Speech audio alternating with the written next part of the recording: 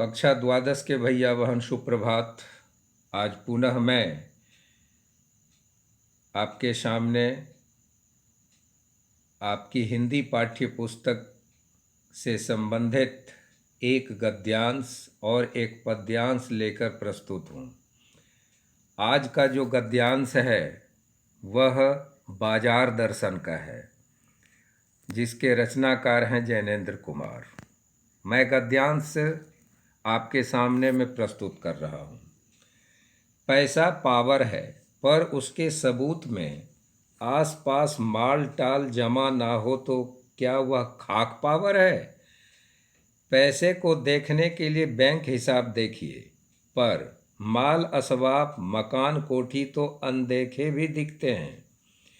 पैसे की उस परचेजिंग पावर के प्रयोग में ही पावर का रस है, लेकिन नहीं, लोग संयमी भी होते हैं। वे फिजूल सामान को फिजूल समझते हैं। वे पैसा बहाते नहीं हैं और बुद्धिमान होते हैं।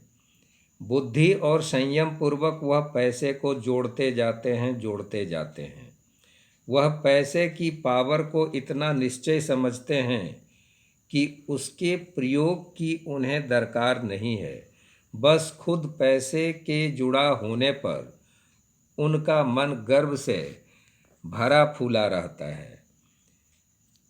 इस पाठ का मैंने आपको वीडियो बनाकर और पावर पॉइंट बनाकर बहुत पहले दिया है। आपने उस वीडियो को भी देखा होगा और उस पावर पॉइंट में जो पाठ के सार के रूप में मैंने आपके सामने में रखा था उसको भी आपने पढ़ा होगा। तो उसको ध्यान में रखते हुए और इस गद्यांश को ध्यान में रखते हुए अब मैं इससे संबंधित जो प्रश्न है मैं आपके सामने में रख रहा हूँ। पहला है, वास्तविक रूप में पावर किसे बताया गया है और क्यों। दूसरा प्रश्न है, पैसे की पावर का रस किसमें है। तीसरा प्रश्न है, पैसों के प्रति कुछ लोगों का स्वभाव कैसा होता है, वे क्या समझते हैं। तो 3 प्रश्न है और इन तीनों प्रश्नों का हल आप अपने विवेक से करेंगे इस गद्यांश के आधार पर। अब मैं आपके सामने एक काव्यांश रख रहा हूँ और काव्यांश है आपकी हिंदी पाठ्य पुस्तक पतंग कविता से, जो इस प्रकार है। सबसे तेज बौछारें गई भादौ गया, सवेरा हुआ खरगोश की आँखों जैसा लाल सवेरा। शरद आया पुलों को पार करते हुए, अपनी नई चमकीली साइकिल तेज चलाते हुए, घंटी बजाते हुए जोर जोर से, चमकीले इशारों से बुलाते हुए, पतंग उड़ाने वाले बच्चों के झुंड को चमकीले इशारों से बुलाते हुए और आकाश को इतना मुलायम बनाते हुए कि पतंग ऊपर उठ सके।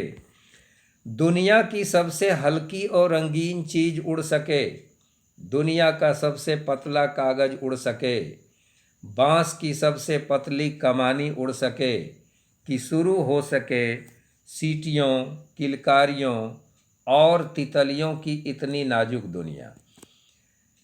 पतंग कविता के रचनाकार हैं कवि आलोक धनवा। अब अर्थ ग्रहण संबंधी प्रश्न आपके सामने में मैं रखने जा रहा हूँ। पहला प्रश्न है, इस काव्यांश के कवि एवं कविता का नाम बताइए। आप जानते हैं।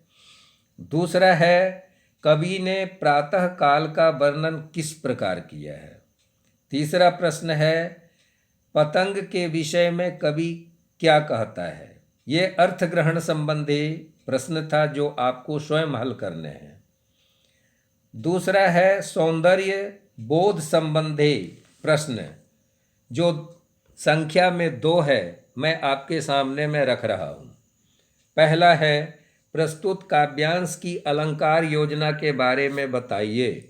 और दूसरा प्रश्न है, प्रस्तुत काव्यांश में प्रयुक्त बिंबों को स्पष्ट कीजिए। तो बिंब के विषय में मैं आपको जानकारी दे देता हूँ। प्रस्तुत काव्यांश में कवि ने दृश्य, श्रव्य एवं स्पर्श बिंबों की योजना की है। खरगोश की आंखों जैसा लाल सवेरा, शरद आया पुलों को पार करते हुए, साइकिल तेज चलाते हुए, इशारों से बुलाते हुए, पतंग ऊपर उठ सके आदि में दृश्य बिंब, घंटी बजाते हुए जोर जोर से में श्रव्य बिंब तथा मुलायम बनाते हुए में स्पर्श बिंब देखा जा सकता है। तो आप इन सारे प्रश्नों का हल ढूंढेंगे, ये आपसे अपेक्षा है।